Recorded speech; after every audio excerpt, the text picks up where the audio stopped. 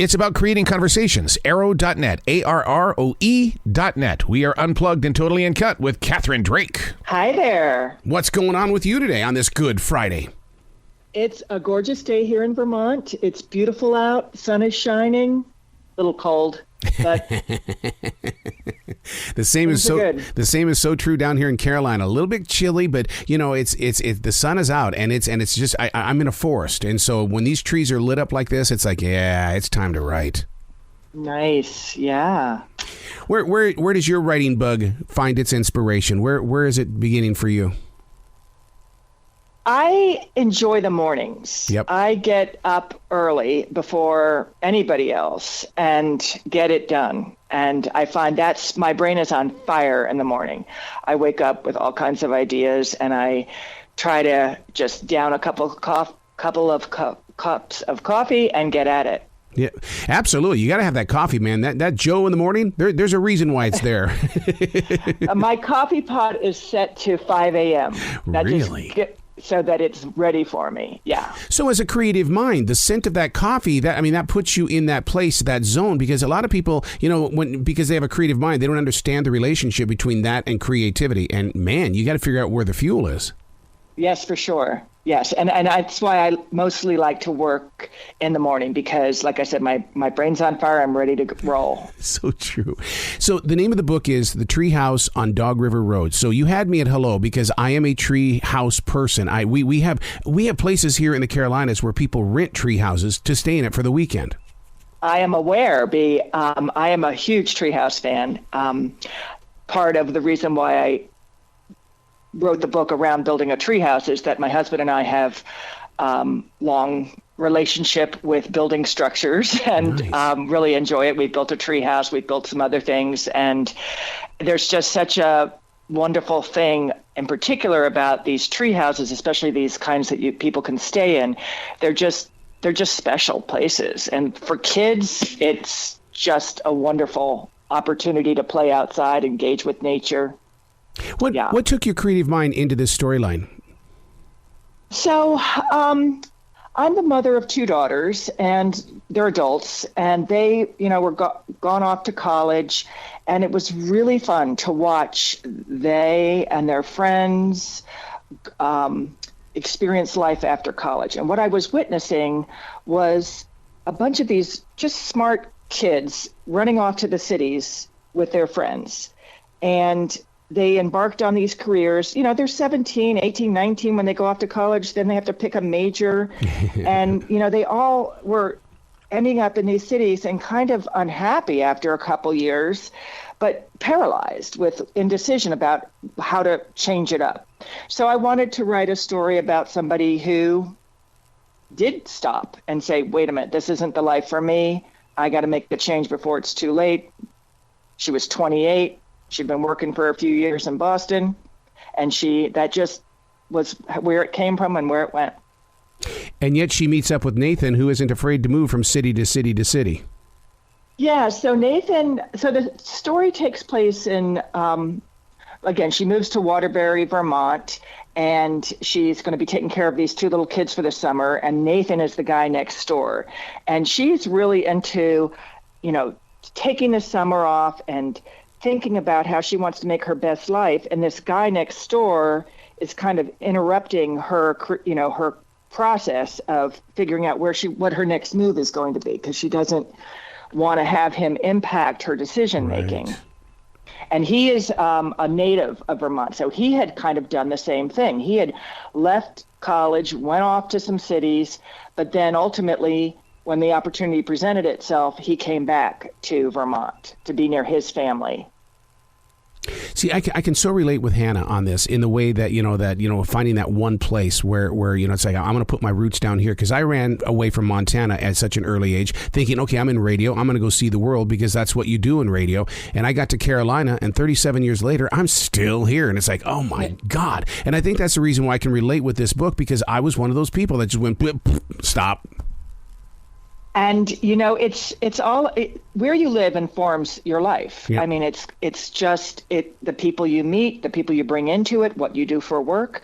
So it's a critical decision. And I just want to I kind of wanted to inspire people to, especially women, young people, to think about that, not just kind of go with the gang, because it really does make a difference. Mm-hmm. And no more so than when you start a family and you're far, far away from your from potential help with your parents and such. Right. Well, you speak of the lay of the land and how it shapes us and everything like that. I am such a believer in that, because I believe that for a lot of writers, the real story is coming from the trees and rocks. Do you believe that? Mm-hmm. Absolutely. And the book includes a lot of sense of place. Mm-hmm. And I'm very, I had a career in the environmental and conservation world. And so that is a big part of what I believe in. And I wanted to kind of write a very light book that addresses this in a light manner to maybe reach a different type of audience. And I feel very strongly about that. I try and get outside as much as possible, and that's where that restores me. Man, this book comes out at a great time. When you talk about, it's about a sense of place, there's a lot of uncertainty still in this place, and people need to locate their place. Exactly. Yes, exactly.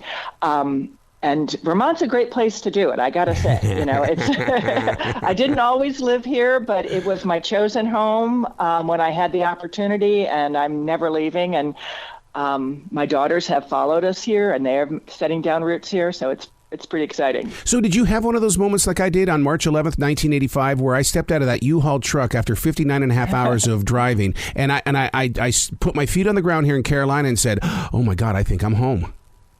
I love North Carolina. So interestingly, I was born and raised in Kendall, Florida, which is south of Miami. Mm-hmm. And when I was 16 years old, I wanted desperately to get out. And so I got my parents to agree to let me go to college a year early at Appalachian State University. Go Mountaineers. Yes. And I can't believe they let me in. Go Mountaineers. I had never seen snow. I hadn't seen, it was hilarious. So I show up there very young. And so I spent 2 years in North Carolina. I still have my parents retired there. My brother has a house there. So I'm very familiar with North Carolina and love it. And so, I have roots there, sort of, not roots, but just a real affection for the state. And, so that's something that's important to me at such a young age. I'm like, this is pretty. This is where I want to go to college. And so that kind of started. Now, the funny thing about that is I couldn't afford the out-of-state tuition, so I had to go back down to University of Florida, where I met a guy, and we fell desperately, madly in love, got married at 20. Yeah. And then we embarked on a life that it was in New Jersey. Ooh. I know. So I kind of did have, but weirdly enough, everybody, if you don't know New Jersey, you maybe have an impression that's not accurate.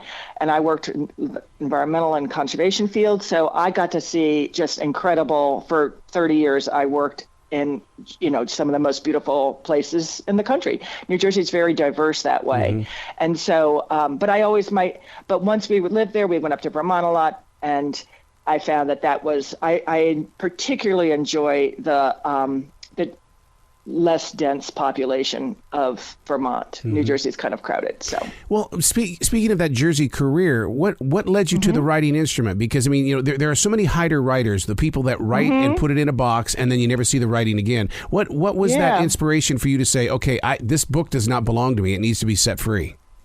So what happened was I had retired somewhat. After we raised our kids, we decided to leave New Jersey and go to Vermont, and I quit my job. And when I got here, I enjoyed life for a while. And I had been a voracious reader all my life, not a writer. I was never a writer. I didn't write much of anything. Christmas letters that made fun of my family, I think, was like the extent of my writing. And of course, I wrote for work, but it was technical and difficult and different. So I wanted the personal challenge of putting together a story and a book. And I just want to, I'm like, how hard can this be? Well, it turns out it's a little tough. It is, it was such a challenge to try and create a world with different, with unique people in it, and just try and put it all together in a way that people would want to read it. I didn't actually ever have a dream of being an author, or I didn't even, when I was writing this book, I never even thought I would publish it. Mm-hmm. So that came later, but the actual writing I love. I have 2 or 3 more projects that I want to do, and this was sort of the kickoff to see if I could do it. Yeah, because one of the things, especially with writers, is that they don't realize that when you sit down to write a book, you're not getting that time back. So you might as well go into it 100%. Mm-hmm. Right, exactly. And I find it so transportive. When I sit down to write, the time goes by so fast, but I find the difficulty is making the time to do it. Yep. I started this book in 2017. Again, I was not in any rush because, I did it when I felt like it, kind of thing. But then once it sort of got going, then I worked harder on completing it. So yeah. Yeah, it's one of those. You've got to have the daily discipline. So how did you deal with the perfectionist? Because that monster is always knocking on your shoulder. Oh, I don't have that. Oh, lucky you. Again, I think there's some, when you don't know what you're embarking on. Like, I wasn't afraid. Like, people say, "Oh, do you get writer's block?" And I have the opposite problem. I have so many things I want to do with these characters, and I had to get rid of some, what they call your darlings, killing your darlings. Yep. I had to edit those out, and but I was also learning the craft of writing as I was writing the book. So there was always something going on in terms of not just writing the book, but learning a lot about how to, structure and outlining it, and just so much. That's one of the things that scares a lot of people away, is that when they have to go in there and they have to edit out things. I always call those wine glass moments. I need to have a glass of wine and go in there and take out the censors and just start editing things out.